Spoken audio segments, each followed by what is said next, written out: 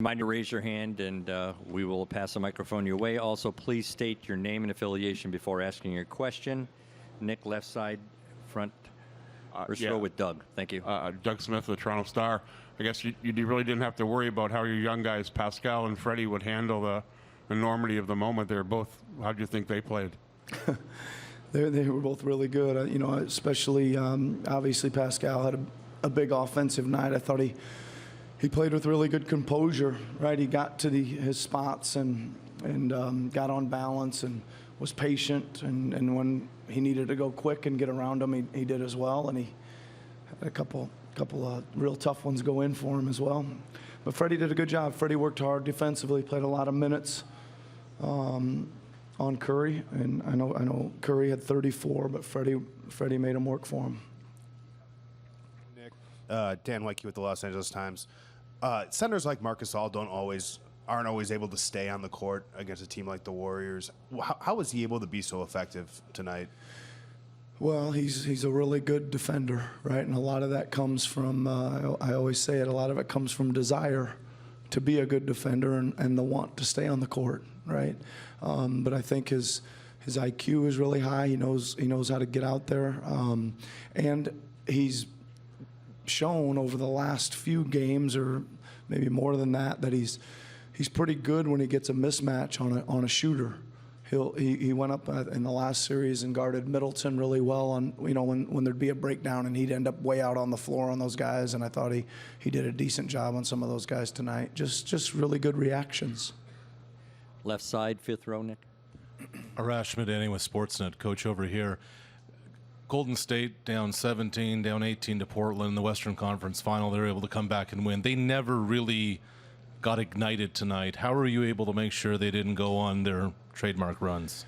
Well, I think you know, the big thing is you gotta continue to play defense all throughout the game, even though you're trying really hard sometimes, and they'll come down and they'll make you look silly sometimes. They'll hit cut, boom, layup, and you're just like, man, what happened? How did that happen fast? And you know, we just said that some of those breakdowns will happen. You know, we need our weak side to be good. We were close a few on and just didn't rotate on a few of those.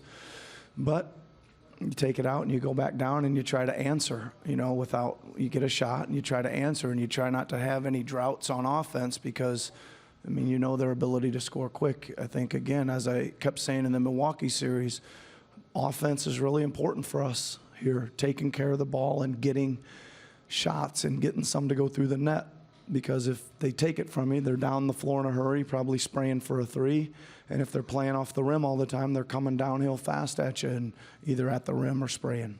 Right side in the back, Tim.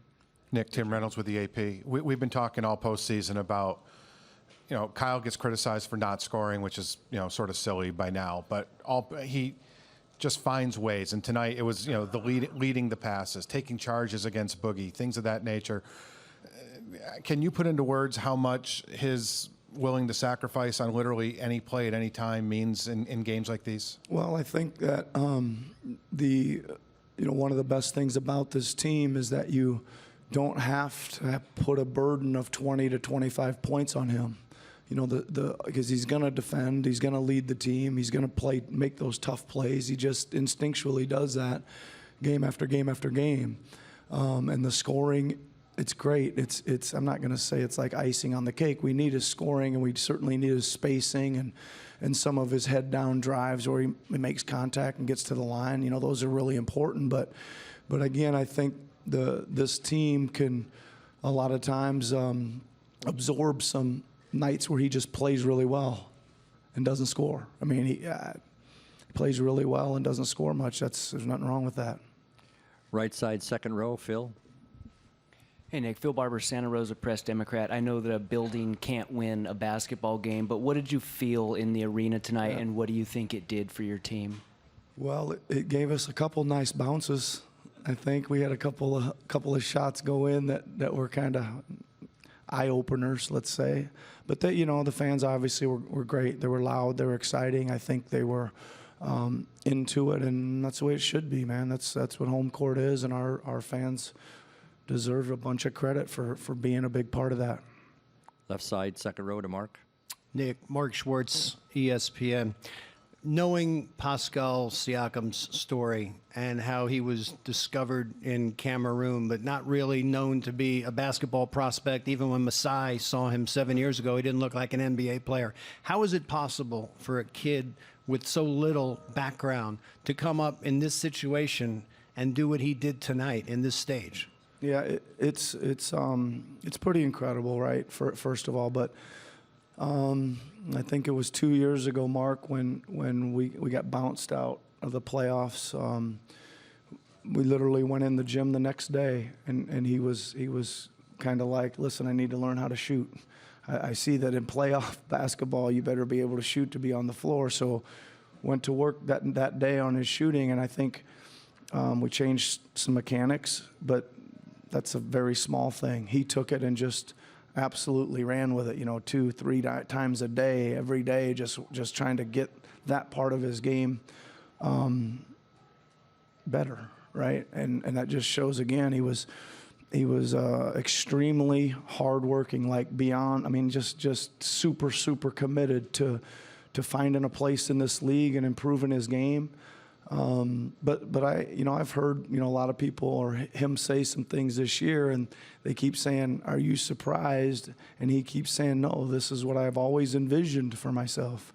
So I think that's a powerful statement he makes as well. He believes in himself, and he went to work at it. 2 more questions in the middle. 4th row, Kayla. Coach Kayla Gray, TSN. You guys took quite a few threes at the beginning of the game. Was that just taking what the defense was giving you, or were you trying to really establish you guys and your presence outside? Yeah, I mean, we're always going to try to take what's there, and I agree with you. I said a couple times early in the game, I said, have we shot a 2 yet?